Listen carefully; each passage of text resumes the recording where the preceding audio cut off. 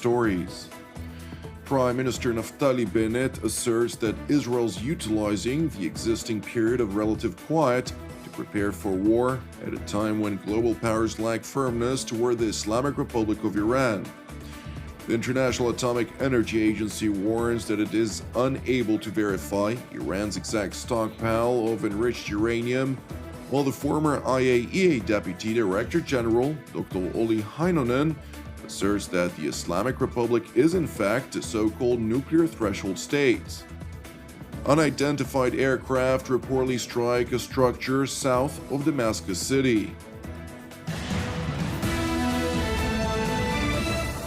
Israel is preparing for war, utilizing a period of relative quiet to build up its strength, following a string of meetings between Jerusalem's top political and security brass with visiting U.S. Ambassador to the United Nations, Linda Thomas-Greenfield, Israeli Prime Minister Naftali Bennett, Defense Minister Benny Gantz, and IDF Chief of General Staff, Lieutenant General Aviv Kochavi, held a comprehensive security assessment along the country's northern front.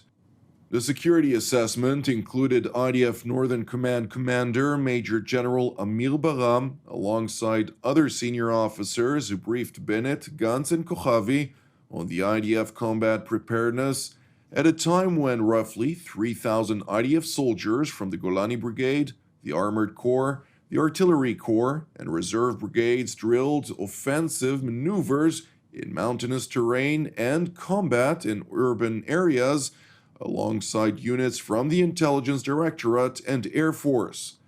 Meanwhile, Israeli Prime Minister Naftali Bennett stressed that the recently adopted state budget allowed for Israel's defense establishment to have the necessary funds to prepare for war.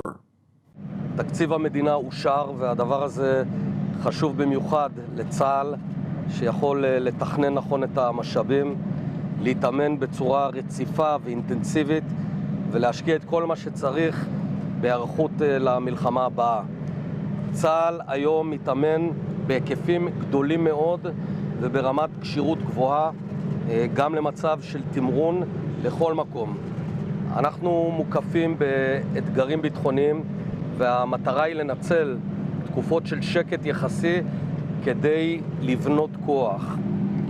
לכן אנחנו נערכים לתרחישים השונים, קרובים ורחוקים. Premier Bennett also seized the opportunity to acknowledge Jerusalem's concerns over the lack of firmness projected by world powers toward the Islamic Republic of Iran, including its malign activities throughout the Middle East and its pursuit of nuclear weapons. However, Jerusalem remains steadfast regardless of foreign diplomatic arrangements to ensure Israel's security and territorial integrity. אנחנו מתמודדים עם איראן ושלוחותיה בלבנון, בסוריה, ולא משנה מה יקרה בין איראן לבין המעצמות, ואנחנו בהחלט מודאגים מהעובדה שאין מספיק קשיחות אל מול ההפרות האיראניות. ישראל תגן על עצמה בכוחות עצמה. Defense Minister Benny Gantz, for his part, echoed the Prime Minister's sentiments and called on the international community to act. Regardless of whether global powers opt to confront Iran's aggressive behavior, Gantz stressed that Israel is prepared for any scenario. אנחנו כמובן עוקבים אחרי כל מה שקורה בכל הזירות. במקרה שלנו בזירה הצפונית אנחנו רואים את הפעילות של איראן, גם בתוך איראן בהקשרי הגרעין, גם בהקשרי ההתעצמות שלה מחוץ לרצועה לאיראן, השפעה שלה בסוריה והשפעה שלה בלבנון. אנחנו מוכנים לכל תרחיש. אני משוכנע שהעולם צריך לפעול כנגד איראן, וישראל צריכה להמשיך לעשות את מה שהיא צריכה להמשיך לעשות בכל אחת מהזירות בכלל ובזירה הצפונית בפרט. Unidentified aircraft reportedly launched an aerial strike overnight against a structure south of Damascus city. According to a statement by the Syrian Defense Ministry, quote, at approximately 12:45 a.m. today, the Israeli enemy launched an attack with 2 missiles from the direction of the occupied Syrian Golan, targeting an empty building south of Damascus. The statement further noted that Syrian aerial defense systems managed to intercept one of the incoming projectiles and that no casualties were reported. As stated, Damascus immediately pointed a blaming finger toward Israel, Nevertheless, the IDF did not confirm nor deny its alleged responsibility in response to TV7's request for comment. In other yet related news, the International Atomic Energy Agency circulated its quarterly report among member states of the IAEA Board of Governors, in which it once again raised the alarm over Iran further increasing its stockpile of highly enriched uranium far beyond levels required for civilian application. In its report, the IAEA informed member states that Iran had managed to accumulate roughly 17.7 kilograms, equal to roughly 39 pounds, of uranium enriched up to 60% fissile purity, which is an increase of almost 8 kilograms, or 17.6 pounds, since the last quarterly report that was circulated in August of this year. The report went on to warn that the IAEA remains unable to verify Iran's exact stockpile of enriched uranium because of continued constraints imposed by the Islamic Republic against IAEA inspectors. Meanwhile, the former Deputy Director General of the International Atomic Energy Agency, Dr. Olli Heinonen, told TV7 that regardless of politically motivated terminology used, the Islamic Republic of Iran has already become a so-called nuclear threshold state. Iran is currently a nuclear threshold state. It's mastering production of highly enriched uranium, which has gone up to the 60%, and currently they are experimenting even higher enrichments, even though they don't collect the material. They have developed advanced centrifuges, which numbers we don't know, and we don't know where they are. They have a basic design for the nuclear weapon, as we have seen in the nuclear archives. A weapon which fits with the Shahab-3 missile and its re-entry vehicle. Missiles they have. We don't know the current status of that project. Have they developed this design further? But this has changed the picture.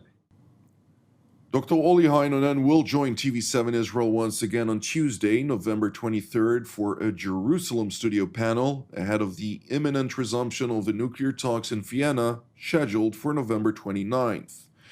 Turning to Turkey, where Ankara's Interior Minister Süleyman Soylu asserted that the Israeli couple that was incarcerated in Istanbul last Friday had been charged with military and political espionage, evidently disregarding statements by Israeli officials who vehemently rejected claims of any association between the Israeli couple and Israel's intelligence apparatus.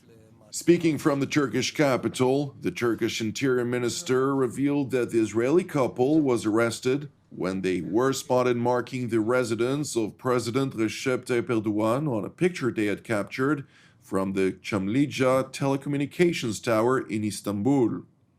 Zamanda işaretlemişler. Tabii bunu orada gören güvenlik unsurları meseleye müdahale ettiler. Elbette ki mesele bu eldeki bilgilerle savcılıklara intikal etti ve burada da hem savcılıklar kanunun, hukukun kendilerine el verdiği ölçüler içerisinde bir değerlendirme ortaya koydular ve bir tutuklanma gerçekleşti. Elbette ki bundan sonrası mahkeme safahatındadır. Çünkü burada siyasal ve askeri bir suç diyebileceğimiz bir değerlendirme var. Bu değerlendirmeyle birlikte mahkemeler ilerleyen süreçlerde kendi kararlarını vereceklerdir. İş mahkeme safahatında olduğu için sadece meselenin neden kaynaklandığına yönelik bir boyutu sizinle paylaşmış oldum. It is important to know that high-ranking Israeli officials confirmed that some progress has been made in securing the couple's release, that after Mossad Director David Barnea communicated with his Turkish counterpart, MIT Director Hakan Fidan. Turning to Lebanon, where Turkish Foreign Minister Mevlut Çavuşoğlu traveled to Beirut yesterday, during which he called for a diplomatic resolution to the worst crisis facing Lebanon with Gulf Arab states, spurred by remarks made by Lebanese Information Minister George Kordahi. Al-Hezbollah ally against a Saudi-led intervention in Yemen, where an Iranian-orchestrated Houthi offensive is threatening the survival of the internationally recognized government of President Abd Rabbu Mansour Hadi. Saudi Arabia and some of its Gulf Arab allies have reacted furiously to the remarks, with Saudi Foreign Minister Faisal bin Farhan stressing that the comments were a symptom of Hezbollah's grip over Lebanon. Consequently, in addition to expelling Lebanon's ambassadors from Riyadh, Abu Dhabi, and Manama respectively, all imports from Lebanon were banned to and from the Arabian Gulf, adding significant pressure to Lebanon's already failing economy. Therefore, after meeting with Lebanon's top political brass, the visiting Turkish foreign minister voiced his country's will to assist in resolving the crisis.